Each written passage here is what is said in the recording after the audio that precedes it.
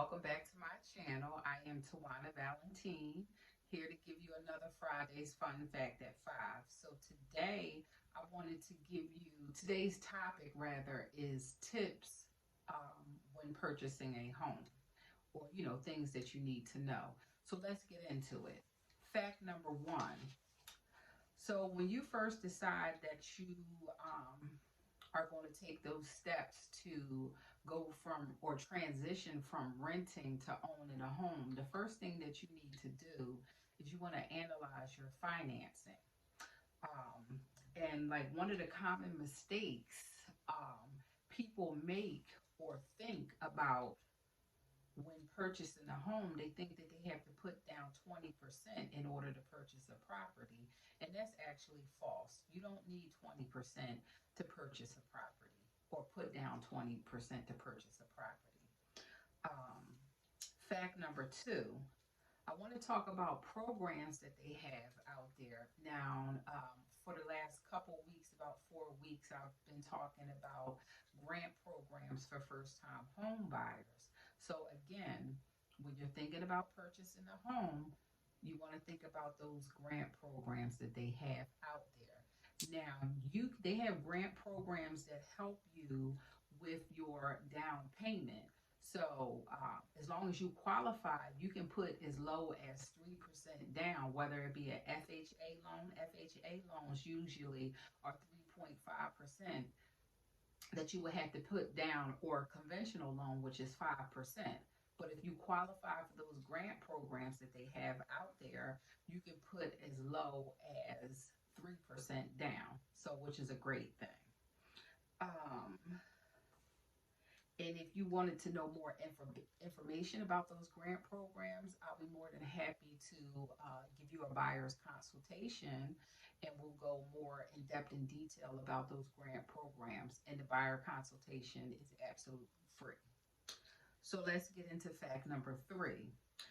Um, a lot of people think that, once you get a loan from a bank or a lender, that loan covers everything, that you don't need any skin in the game. And that's not true.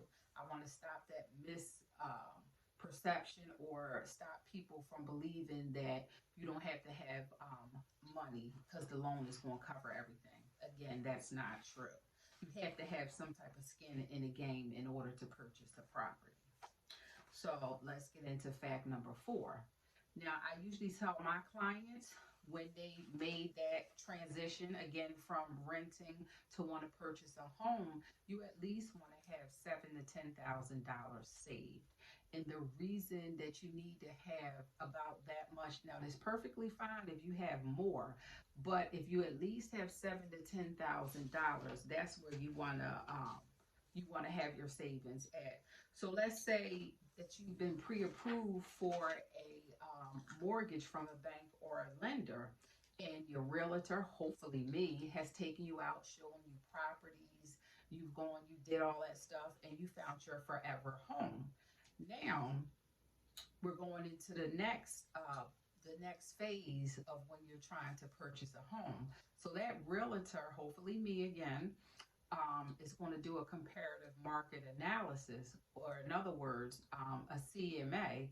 And what that does, for whatever the purchase price is, that home that you want to purchase, your realtor will do a comparative market, in the area, to see in the last 3 to 6 months what properties have sold around there, like that's similar to the one that you want to purchase, because the object of that is to make sure that that property is priced correctly, that is not overpriced. So you're getting,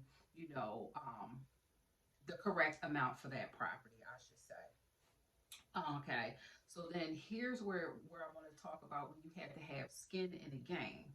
So once your realtor submits that offer on that property, so let's say they submit the offer, it comes back that they accept your offer. So now you have a certain amount of time to get that listing agent a earnest money deposit. So the earnest money deposit is where you have to come out of your pocket. That's not covered under the loan.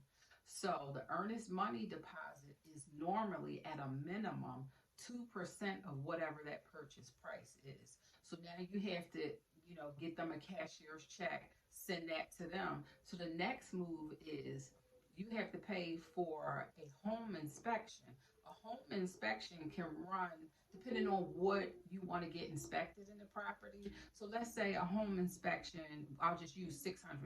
It'll cost you $600 to do a home inspection. So you already paid for the earnest money deposit, which is 2% of the purchase price. Now you had to pay for a home inspection, and you still have to pay for the appraisal on the property, where that can run somewhere around $600. Again, this where I was talking about you have to have some skin in the game because the loan does not cover that.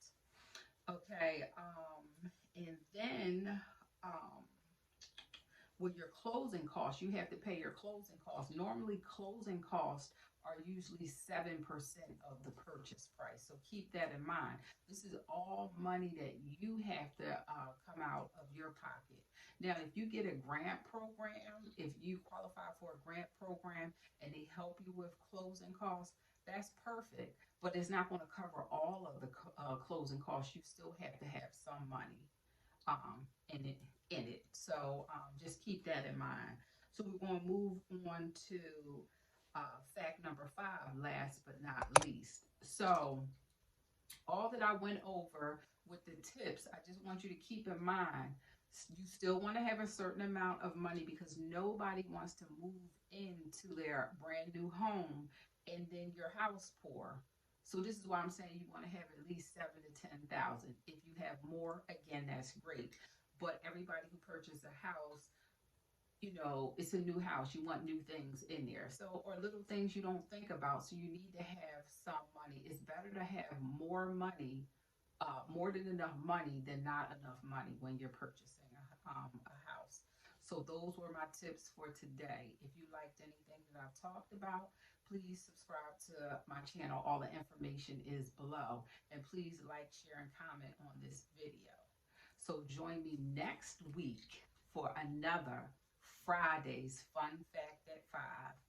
Bye, guys, and have a great weekend. Bye.